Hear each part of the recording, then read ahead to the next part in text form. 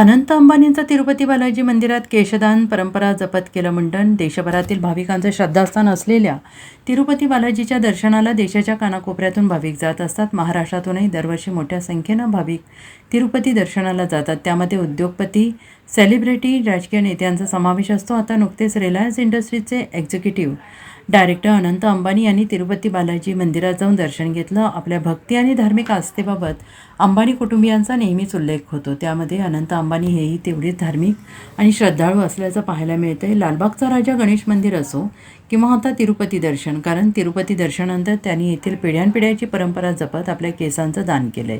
आपले मुंडन करून त्यांनी देवदर्शन केल्याचे फोटो समोर आले. तिरुपती येथील श्री बालाजी मंदिरात श्री व्यंकटेश्वर स्वामींच्या दरबारात लाखो भाविक दरवर्षी आपले केशदान करतात. पिढ्यानपिढ्या जपल्या जाणारे या परंपरेला धार्मिक मान्यता आहे. डोक्यावरील केस काढल्याने आपल्यातील अहंकाराचा त्याग होतो, असा समज या केशदान परंपरेचा आहे. देवाप्रती आपली श्रद्धा आणि त्यागभावना दाखवण्याचं काम या भाविकांकडून होतं.